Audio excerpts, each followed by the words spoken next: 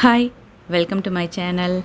Student weight loss சேலஞ்சில் இன்றைக்கி வெற்றிகரமாக 6வது நாளாக ஸ்டார்ட் பண்ணுறோம். இன்றைக்கி காலையில் அருணிக்கு கொக்கோ மில்க் கொடுக்கல, அதுக்கு பதிலாக ஒரு பாதாம் ட்ரிங்க்ஸ் தான் கொடுக்க போகிறேன். இது எப்படி செய்கிறது அப்படின்னு பார்த்தீங்கன்னா, நான் 100 கிராம் இருக்க மாதிரி பாதாம் பருப்பு முன்னாள் நைட்டே ஊற வச்சுட்டேன். மறுநாள் அந்த தோலெல்லாம் எடுத்துகிட்டு மிக்ஸி ஜாரில் அந்த பாதாம் பருப்பை ஃபஸ்ட்டு போட்டுக்கிறேன். இந்த பாதாம் பருப்புக்கு பேரிச்சம்பழம் 100 கிராம் எடுத்துக்கிறேன். கொட்டையெல்லாம் நீக்கிட்டு நார்மல் பேரிச்சம்பழத்தை இதில் சேர்த்துட்டு ஃபஸ்ட்டு ஒரு சின்ன கிரைண்ட் மட்டும் பண்ணிக்கணும், தண்ணி ஊற்றாமல்.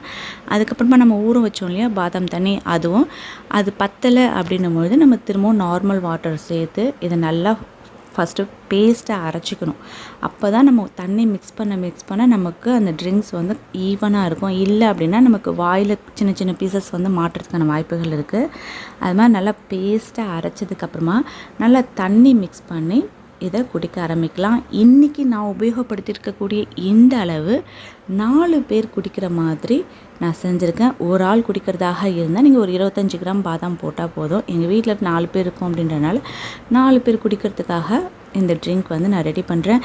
இதை தவிர்த்து இதில் நான் வேறு எதுவுமே சேர்க்கலை. அதாவது பிஸ்தாவோ உலர்ந்த திராட்சையோ அத்திப்பழமோ எதுவுமே நான் சேர்க்காமல் வெறும் பாதாமும் பேரிச்சம்பழமும் மட்டும்தான் இதில் சேர்த்துருக்கேன்.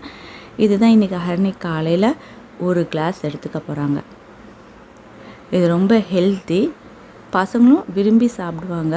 கண்டிப்பாக ட்ரை பண்ணுங்கள். நார்மலாக நம்ம பாதாம் மில்க் குடிக்கிறதுன்றது வேறு, இந்த பாதாம் ட்ரிங்க்ஸ் நீங்கள் ட்ரை பண்ணி பாருங்கள். அடுத்து காலையில் பிரேக்ஃபாஸ்ட்டுக்கு பார்த்திங்கன்னா ஹரணிக்கு இட்லியும் கார சட்னியும் வச்சுருக்கேன். இட்லி பார்த்திங்கன்னா 3 இட்லி வச்சுருக்கேன். இதுதான் அவங்களுக்கு காலையில் பிரேக்ஃபாஸ்ட்டாக இருக்குது. இது ரெண்டுமே அவங்களுக்கு வயிறு ஃபில் ஆனதுனால 11 மணி அளவில் எனக்கு பசிக்கலைன்னா மதியானம் லஞ்சே சாப்பிட்டுக்கிறேன் அப்படின்னாங்க. இவங்க படிக்கிற பசங்க அப்படின்றதுக்காக மட்டும்தான் காலையில் பாதாம் ட்ரிங்க் கொடுத்துட்டு அதுக்கப்புறம் நான் பிரேக்ஃபாஸ்ட்டுக்கு வச்சுருக்கேன். ஆனால் இதுவே நம்ம பெரியவங்க வெயிட் லாஸ் பண்ணுறோம் அப்படின்னும்பொழுது அந்த பாதாம் மில்கே பார்த்திங்கன்னா நமக்கு சுத்தமாக பசிக்காது. அதோடு நம்ம ஸ்ட்ரெயிட்டாக லஞ்ச் எடுத்துக்கலாம். இவங்க படிக்கிற பசங்க அப்படின்றனால கொஞ்சமாக நம்ம பிரேக்ஃபாஸ்ட் கொடுத்துட்டு நம்ம அதுக்கப்புறமா லஞ்சுக்கு போகலாம். ஆல்ரெடி இவங்க பசிக்கலை அப்படின்றலாம் நடுவில் எந்த ஒரு சின்ன ஸ்நாக்ஸும் நம்ம கொடுக்கல. மதியானம் லஞ்ச் பார்த்திங்கன்னா ஆஸ் யூஷுவல் எப்போ போல் அந்த சின்ன கப்பில் ரைஸ் வச்சுருக்கேன். இன்றைக்கி ஊற்றி சாப்பிட்றதுக்கு கத்திரிக்காய் முருங்கைக்காய் போட்டு சாம்பார் வச்சுருக்கேன். அதுக்கப்புறம் பார்த்திங்கன்னா வாழைக்காய் வறுவல்னால் ரொம்ப டீப் ஃப்ரைலாம் பண்ணாமல் ஆயில் கம்மியாக ஊற்றி இது மாதிரி வாழைக்காய் வறுவல் செஞ்சு வச்சுருக்கேன்.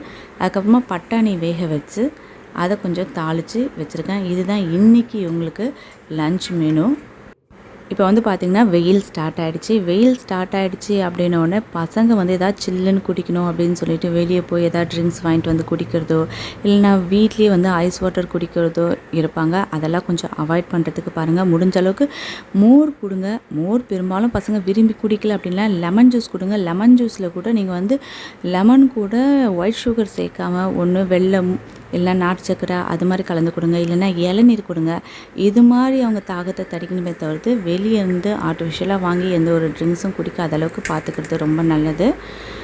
ஈவினிங் பார்த்திங்கன்னா அவங்களுக்கு இல்லை எனக்கு வயிறு ஃபில் ஆகிடுச்சு, நான் ஈவினிங்கும் ஸ்நாக்ஸ் அதாவது கொக்கோ மில்க்கோ ஃப்ரூட்ஸோ எதுவும் சாப்பிடல, நைட்டு டின்னர் தோசை மட்டும் எடுத்துக்கிறேன்னு சொல்லிவிட்டு இன்றைக்கி இதோட அவங்களோட டயட் கம்ப்ளீட் பண்ணுறாங்க. இன்றைக்கி நைட் 9:30 மணிக்கு படுத்துட்டாங்க அப்படின்றனால எக்ஸ்ட்ராவாக வேறு எந்த ஒரு ஃபுட்டும் அவங்க எடுத்துக்கல. இன்னையோட டயட் மெனு இதுதான்.